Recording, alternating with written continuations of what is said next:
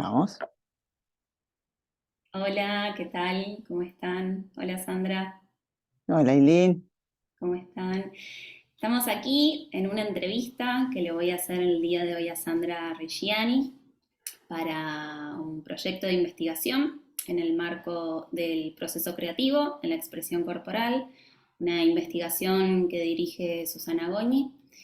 Y en el día de hoy tengo el placer de aquí de entrevistar a Sandra Reggiani, que ella es doctoranda en artes de la UNA, licenciada en composición coreográfica y profesora de artes en danza también, titular de la asignatura improvisación en la UNA, directora del GEAM, que es el grupo de experimentación en artes del movimiento, investigadora categorizada, coreógrafa y bailarina independiente y directora del proyecto Ventana al Imaginario. Bienvenida. Muchas gracias. Es un gusto estar acá, compartir este momento, esta entrevista y participar de alguna manera del proyecto de Susana. Muchas gracias. Bueno, vamos a charlar un poquito en líneas generales sobre qué es la creatividad para vos, cómo la llevas a cabo y un poco sobre tus proyectos también. Entonces, Ujú. empezamos con una pregunta básica, ni por más ni por menos simple, que es ¿qué es la creatividad para vos? Mm. ¿Qué es la creatividad?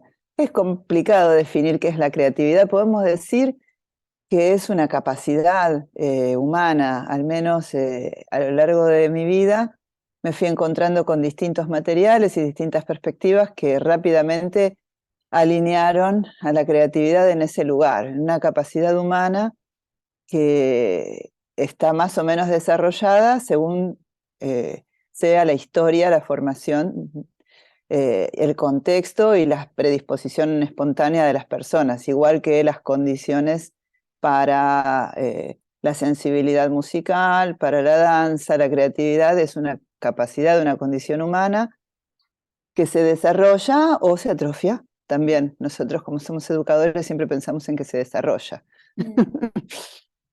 Y además de así, a veces pensamos como que la creatividad puede solo funcionar en un campo artístico, vos la utilizás en otras áreas de tu vida. Sí, o sea, más allá de que la utilice, existe en otras áreas de la vida, o sea, todo el desarrollo de las invenciones, el lugar de la invención y de los descubrimientos humanos en el campo de las ciencias, de las artes, eh, de todas las construcciones sociales, culturales y científicas, está asociada con la creatividad. Siempre la creatividad eh, se despliega y aparece cuando algo interrumpe el orden de lo dado y se modifica generando una nueva producción o construyendo un nuevo significado superador de lo anterior o que Claro. aporta a lo anterior algo nuevo. Y sí, yo en la vida cotidiana a veces la creatividad funciona bien, a veces no tanto, y en la vida profesional, claro, o sea, aparece de distintas maneras en todos los campos de mi cotidiano y de mi profesión, de las dos cosas. Y el proceso creativo, que ya aquí entra la palabra proceso, eh, Ujú.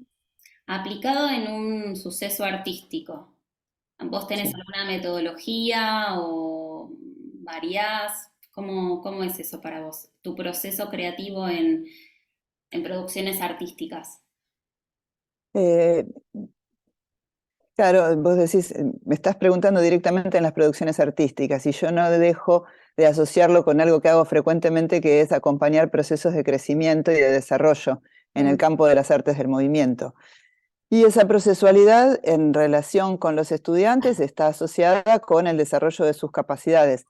En relación con la producción está desarrollada en función del producto, del producto que es una forma eh, muy, muy comercial de hablar del devenir artístico, ¿no? Pero, o sea, del resultado de la obra. Y cada proyecto, cada eh, temática, cada recorte en el que trabajo, de alguna manera me va pidiendo me va pidiendo de los materiales, de las estrategias, o sea, no tengo una procesualidad que siempre se mantiene igual, ni con las personas cuando enseño, ni con las obras cuando realizo montajes o realizaciones escénicas o piezas artísticas.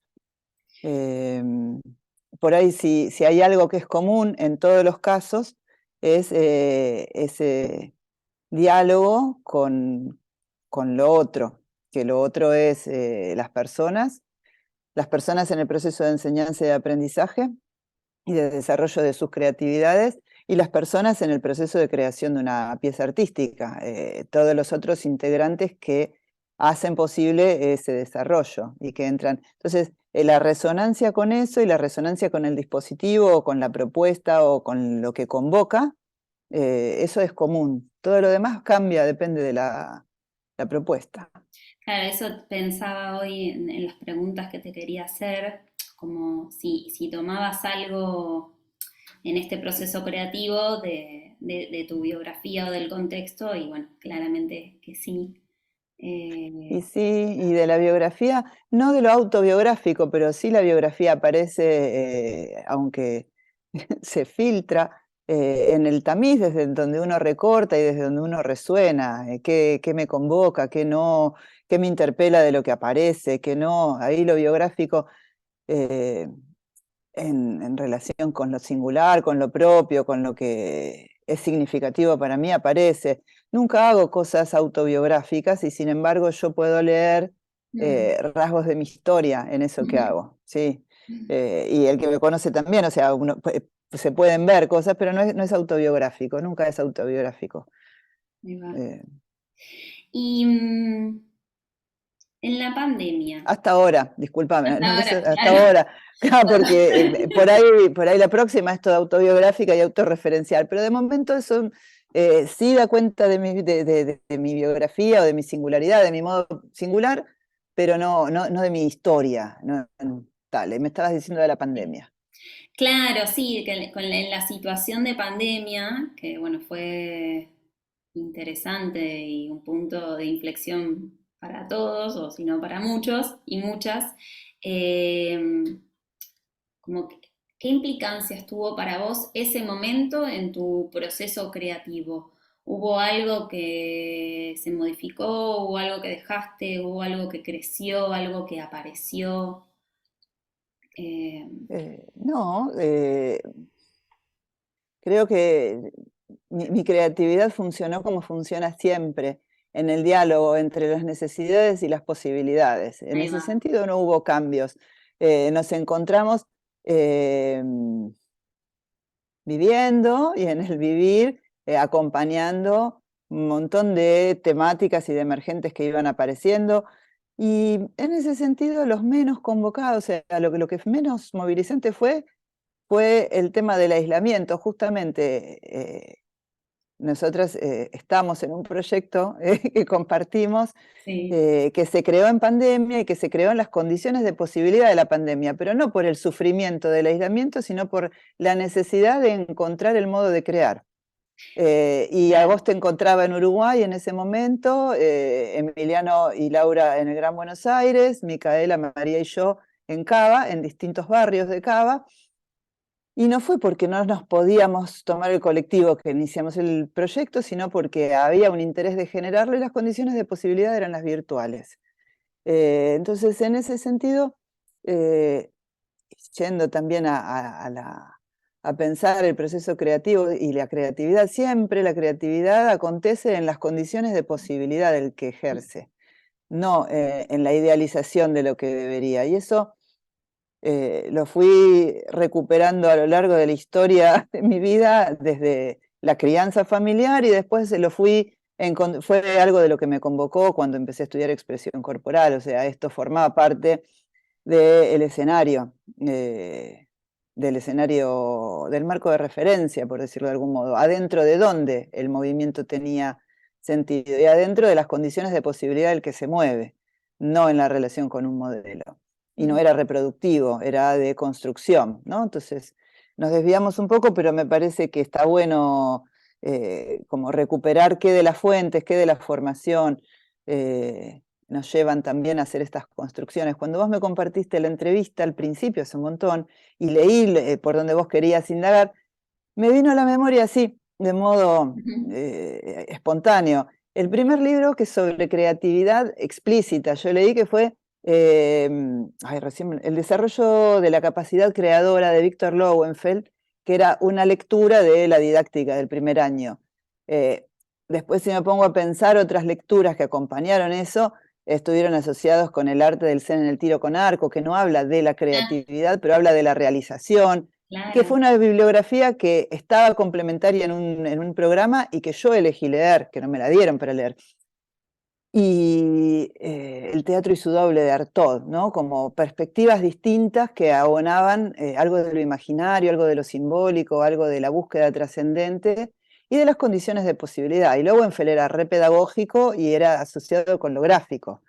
Pero bueno, como armaron, como me quedó eso latiendo, preferí compartirlo, ¿viste? Ah, y está Porque buenísimo porque también un poquito más adelante te quiero preguntar y también con algo que era esto, cómo, ¿no? La expresión corporal como práctica, como filosofía, permite esta adaptación a no perder el deseo, sino ver la posibilidad en lo que hay para desarrollar. ujú, Y ujú, más allá de que nosotros hayamos empezado el proyecto que está cada vez creciendo más, ujú. de encontrarnos a través de la virtualidad, vos antes de empezar con Ventana al Imaginario, este proyecto que actualmente estás haciendo, ¿antes habías hecho algo parecido que vincule la danza con las nuevas tecnologías o como también se pueden llamar las tecnologías contemporáneas?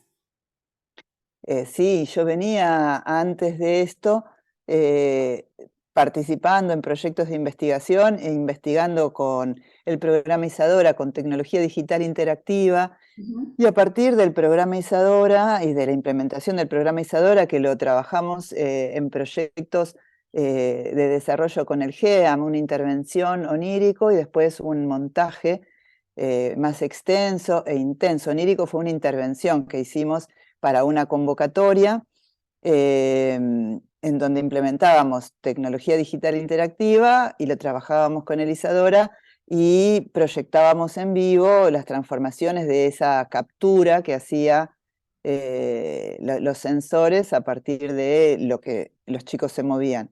Después implementamos esa misma tecnología con el proyecto Monotonía Invisible de Gerardo, Mm, que trabajaba sobre la identidad y fue sumamente rico agregar, integrar la tecnología para la multiplicación de la imagen y en la multiplicación de la imagen la pregunta por la identidad se enriqueció un montón. Empezamos trabajando con una cámara, terminamos trabajando con 3 cámaras de interacción. eh, Desde el proyecto de investigación, esta era una actividad que proyecté en Cruce, el proyecto de investigación que dirigía Aníbal, en el que yo participaba como integrante, y el GEAM que dirijo. Entonces venía con esas experiencias y en desvíos míos de esas experiencias a mí me había gustado mucho el trabajo con los celulares y el mm, trabajo con la imagen y con la captura. Entonces, claro, la pandemia no nos agarró desprevenidos. Cuando nos juntamos a trabajar por Zoom y a decir, bueno, ¿es posible el vínculo a distancia? Porque eso sí era nuevo, la distancia era nuevo. Para mí no era nuevo el trabajo con la cámara. En este proyecto no trabajamos con Isadora porque ya teníamos un montón de desvíos o de diferencias con la realidad o con la tangibilidad de la experiencia, como era la distancia, la sincronía, la empatía, ¿no? Estas cosas de encontrar, podíamos entrar en algún estado que resonara con simultaneidad entre más de un integrante. Y bueno, todo ese viaje fue el primer desafío que compartimos. mm, La imagen era en algún punto lo menos importante y ya estaba todo tan transformado que qué sentido tenía transformar también la imagen. Entonces, la imagen era la síntesis de lo que estaba pasando. Entonces, Isadora nos sobró mm. en todo ese periodo y por ahora también quizás más adelante se integre, pero hay tanto que se abre que nada, no era necesaria transformar la imagen, ya. eh, Qué bueno, y yo pensaba también en otra obra del GEAM que hicieron en pandemia, que ahí también para mí fue impresionante que se siguieran con los ensayos y todo en esa situación, que bueno, era cómo Ujú, encontrarse, que fue Táctil, eh, ujú, una obra preciosa, también la hicieron por Zoom. ujú.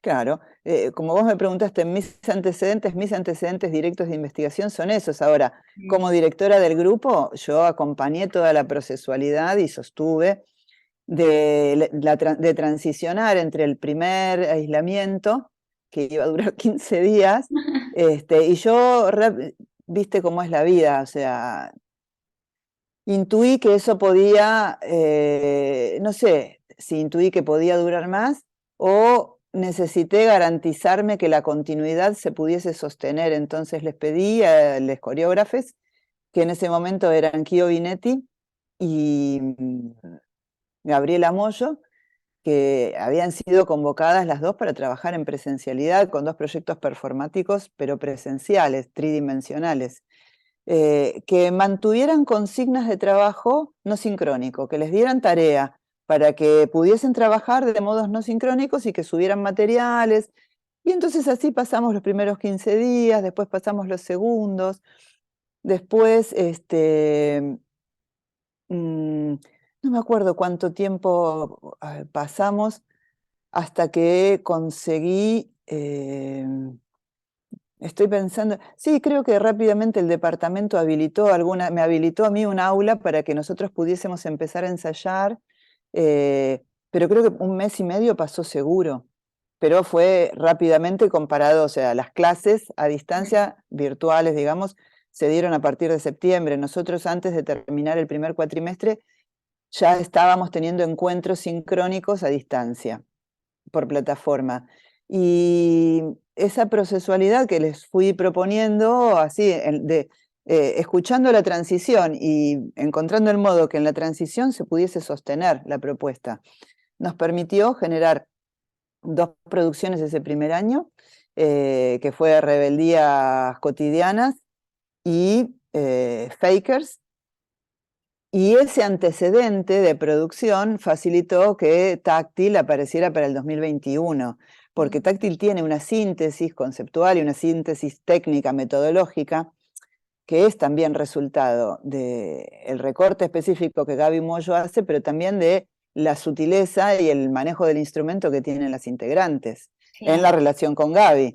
Las dos cosas, ¿no? O sea, el trío, que es el soporte, la performers o la directora y las performers agudizaron la sensibilidad y generaron, sí, un producto muy logrado, porque no sé si sea el mejor producto, pero es un producto de una síntesis y una sensibilidad muy fuerte, que a vos te llamó la atención, resonó en vos. Sí, cómo operar una plataforma con una estética muy marcada, y que funcionara todo, ¿no? A mí yo no conocía tanto la plataforma, entonces me sorprendió eso, desde el lado como fue la primera obra, y también creo eso, que fue una de las primeras obras de danza, Mm, no sé si que se hicieron, pero por lo menos que yo vi ujú, en sincrónico por la pantalla, estando en otro lado, como eso a mí me abrió la cabeza y dije, wow, qué bien, ujú. se pueden hacer otras cosas. Eh, Sí, sí, seguro. Así Y en que, ese sentido, no, decide. no, digo, por eso se me vino a la memoria esa obra, porque Ujú, sí, me marcó un montón y dije, ah, qué bueno. ujú. Sí, sí, cuando decía en ese sentido, es como que se abrió esa condición de posibilidad que uno no la pensaba, y la pandemia tiene un montón de aspectos complejos, limitantes, no benéficos, pero también facilitó toda la posibilidad de intercambios a distancia y no en todas las condiciones, pero en unas cuantas eso es una gran ventaja. Un montón de personas que están en una situación de aislamiento pudieron entrar en una situación de conexión a través de la conectividad y de facilitar el acceso a través de esas herramientas. situación que antes es como habilitar rampas en la calle para la gente Mm, que no puede caminar, habilitar vías de acceso para gente que no tiene tan habilitada la disponibilidad, o porque tiene problemas motores, o porque vive lejos, o porque tiene, por distintas circunstancias no vive en movimiento en el contexto exterior. Bueno, y tranquilamente podía disfrutar de una obra en su casa, claro. sí. Por ejemplo, ¿no? Mm, Y la obra Aún Anónime. ujú, Bueno, es una obra que estrenamos en el primer festival de danza que se hizo en Tecnópolis en el 2022. Eh, ujú. ¿cómo, cómo nació? Eh, ¿Nació aquel momento que nos empezamos a juntar o empezó a nacer un poquito después? ¿Qué te parece a vos? ¿Cuál podría ser su origen? Eh, y en algún aspecto, o sea, el dispositivo, a ver, Aún Anónime nace en la intención de formalizar la investigación que estábamos haciendo asociado con una convocatoria, que Mm, es la de Danza en Tecnópolis. Porque habíamos encontrado otras convocatorias y habían nacido otras propuestas, o sea, es no era en ese momento el dispositivo que tiene como soporte ahora a un anónime y que tiene como soporte a Plop, pero era el dispositivo que teníamos disponible, que era todo virtual. mm, Y que tenía como pregunta atractiva la posibilidad de ponerlo en diálogo con la presencialidad. ¿En qué medida este soporte es posible en la presencialidad y cómo se tramita esa vinculación y esa intimidad y ese vínculo trascendente o ese vínculo significativo? Porque era la intimidad y era el vínculo lo que nos convocaba en la investigación a distancia, ¿no? Es posible la intimidad en la virtualidad, es posible la significatividad en eso que pasa, porque uno se comunica, pero bueno, es significativo, es trascendente, moviliza. Hay algo que pasa, la alquimia de la presencialidad puede pasar a distancia. Y esas preguntas que nosotros teníamos cuando aparece la convocatoria de Tecnópolis y el situarse en el territorio, eh, nos hacen pensar en un territorio amplio, extenso, en un predio inmenso, con una concurrencia multitudinaria, en donde el anonimato es un rasgo, no es un centro cultural en donde finalmente las personas que frecuentan el centro cultural se reconocen y se hacen amigas. Es un lugar de circulación masiva, que tiene muchísima cantidad de actividades, muchísima cantidad de información, muchísima cantidad de circulación, y entonces cualquier cosa nosotros vislumbrábamos que podía pasar desapercibida y que el anonimato era la condición del ser nuestro y de los otros. Entonces, habilitar ahí la posibilidad de ese encuentro y de ese vínculo fue lo que hizo nacer a la UNA Anónime como opción y como propuesta, como formato. Porque después este mismo dispositivo lo aplicamos en Plop y pusimos en juego otras temáticas y otras dinámicas, aun cuando el dispositivo y algunas operatorias eran las mismas. mm. Entonces sí, es territorial y es en función de esa convocatoria Y que... pensaba a vos como directora del proyecto, que durante muchos meses nosotros ensayamos y probamos mil posibilidades, mil cosas en un espacio de un parque cerrado, en un espacio donde no teníamos la tecnología necesaria ni la infraestructura para poder realizar, digamos, ver cómo podría ser nuestro proyecto terminado, sino que fue hasta casi último momento. ¿Cómo fue para vos ese día del estreno cuando todas las piezas encajaron? Apareció la gente, aparecieron los niños, las niñas, y qué sentiste o qué viviste ese día? Ah, viste, yo para mí fue el hito de que estrenábamos, pero sentí satisfacción de que se estrenara y que se realizara, pero para mí fue más una circunstancia más del tránsito de procesos. Mm, No fue tan hito, fue una plenitud. Creo que me conmovió más la plenitud de ustedes, o sea, la mm. emoción, la exaltación de ustedes bailarines o performers, porque hubo un nivel de exaltación muy alta. Y sí me convocó la singularidad de el público que tuvimos ese Mm. día, que eran niños y jóvenes, que conectaron de una manera muy fuerte con la propuesta, con la interacción en la propuesta, y que ustedes se bancaron esa interacción y la pudieron sostener y retroalimentar y co-construir con los pibes que no estaban en programa. Eso me pareció logrado. Yo potencialmente sabía que el dispositivo tenía esa potencia, pero bueno, se ve que yo lo sabía en el lugar intuitivo de la potencia, pero no estaba manifestado, se manifestó ese día. Y Y después, a todas las dificultades que fuimos teniendo, nosotros fuimos encontrando opciones alternativas que nos fueron dando feedbacks para poder llegar a ese día, porque si bien encontramos limitaciones en esos procesos, también encontramos desvíos que nos dieron feedback para ir midiendo. Entonces, nos llegamos del predio vacío al estreno, del predio vacío. Hicimos experiencias con Plop en la Casa de Tucumán, en el Espacio Tucumán, generamos Plop para al el Centro Borges. Borges, Mm. y todas esas instancias fueron feedbacks y retroalimentaciones que fueron dando medidas para ustedes de contextos, de dispositivo, de operatorias, para todos, de conectividad, y la singularidad estallada de esa primera función, porque después las otras funciones no fueron superadoras en esa dirección, fue Claro, un estallido infantojuvenil. pensaba en eso, claro, yo como también la pregunta iba un poco en esa línea, porque, bueno, ahora el proyecto también tiene posibilidad de formar parte de un proyecto de investigación donde se va a llevar este dispositivo a escuelas y compartir con escolares. Entonces,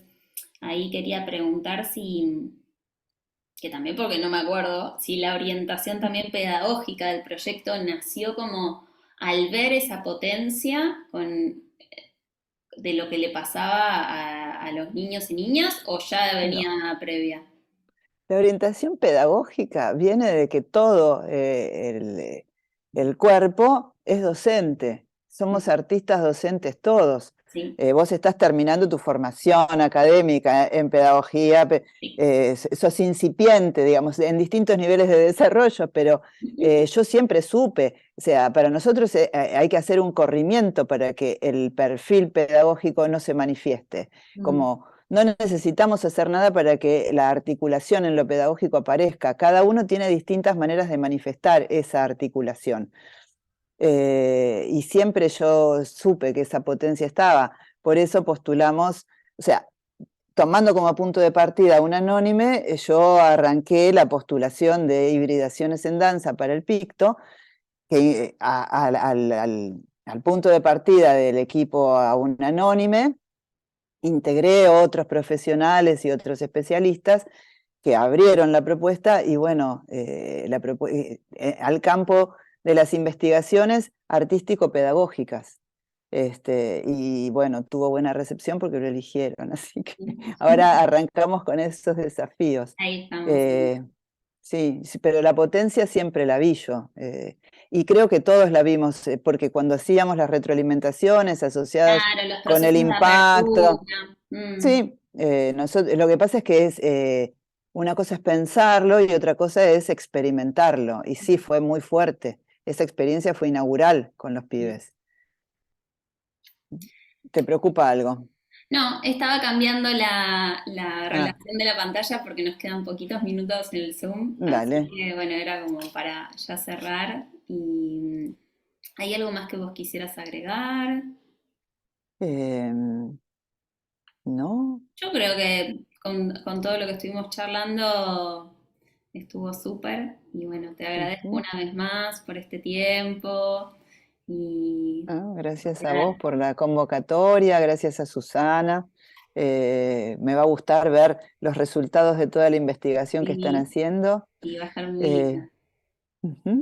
Va a Y estar bueno, colgado este gracias. video en YouTube y después en el libro también, que es el Ok. tercero de la trilogía de libros sobre la expresión corporal.